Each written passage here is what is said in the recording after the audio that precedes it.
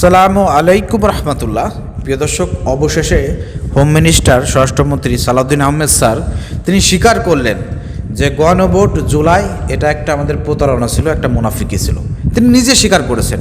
কিভাবে স্বীকার করেছেন প্রিয় দর্শক, চলেন সেই ভিডিওটি আমরা দেখে আসি। এরা সংস্কারের বাহানায় যদি নির্বাচনটা না হতে দেয়, সেজন্য আমরা সবকিছুতে আপোষ করে জুলাই জাতীয় সনদও স্বাক্ষর করেছি। আমরা একত্রিত হয়েছি, সমঝোতা হয়েছে এবং নির্বাচনের সাথে আমরা অনেক কথা বলি নাই।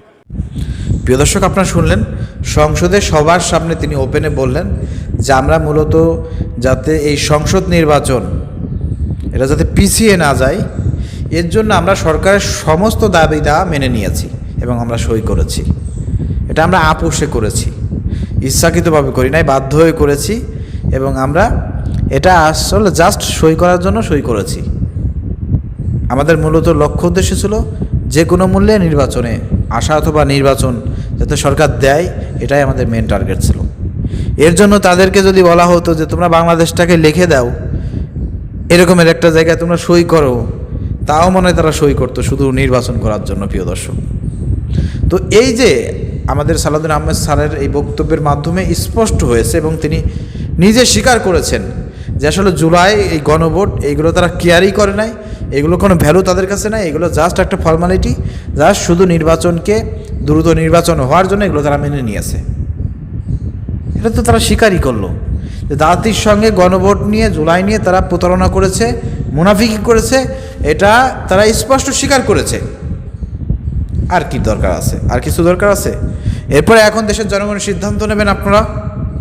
জামাত ইসলামী এই জুলাই সনদ অথবা গণভোট বাস্তবায়নের জন্য যে কাজগুলো করতেছে, যে আন্দোলনগুলো, সংগ্রামগুলো করতেছে, এখন যদি আপনারা মনে করেন যে না, জামাতের এই যৌক্তিক দাবির সঙ্গে আপনারা একত্রতা প্রকাশ করে আপনারা মাঠে ময়দানে নাইমেন। আর যদি মনে করেন যে না, দরকার নাই, তাহলে নাইমেন না। কিন্তু জামাত ইসলামী কিন্তু ওই কারণে সই করে নাই।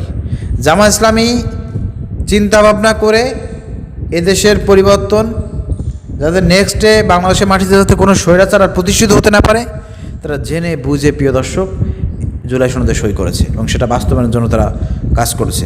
এবং এই গণভোটটা হয়েছে, এটা হেলায় খেলায় কোনো কিছু হয় নাই। এর পিছনে কোটি কোটি টাকা, সরকার 100 কোটি টাকা খরচ করেছে এই প্রচারণার জন্য। এছাড়া আরও প্রচারণা যদি 100 কোটি টাকা খরচ হয়, ব্যালট পেপার থেকে শুরু করে আরও যত কার্যক্রম, এর জন্য কত কোটি টাকা খরচ করেছে সরকার। তাহলে সব কিছু কি বৃথা? এখন বিএনপির কাছে সব কিছু বৃথা। তারা বলতেছে আমরা জাস্ট আপোষের জন্য, আমরা সংসদ নির্বাচনের জন্য আমরা এগুলো আপোষ করেছি, আমরা জাস্ট সই করেছি। এই সইয়ের নাকি কোনো ভিত্তি নাই, এই জন্য তারা এগুলো কোনো কিছু বাস্তবায়ন করবে না। অর্থাৎ এই যে জুলাই সনদ নিয়ে, গণভোট নিয়ে যেসব সংবিধানের দোহাই, ও দোহাই দিয়ে যেসব তর্ক বিতর্ক করা হচ্ছে, এগুলো ফুল এবং ফাইনালি এগুলোর কোনো ভিত্তি নাই আসলে। এইগুলো নিয়ে বিএনপির সাথে তর্ক বিতর্ক করা, যুক্তি উপস্থাপন করে, এটা সম্পূর্ণ আমি মনে করি যে এখন এগুলো খামাখা। কারণ বিএনপি নিজেই এরাই বলতেছে যেটা আমরা জাস্ট আপোষ করার জন্য আমরা জাস্ট সই স্বাক্ষর করেছি। এটা প্রতারণা করেছে তারা, স্পষ্ট প্রতারণা, তারা নিজেরাই স্বীকার করেছে, স্পষ্ট প্রতারণা করেছে, তারা নিজেরাই স্বীকার করতেছে।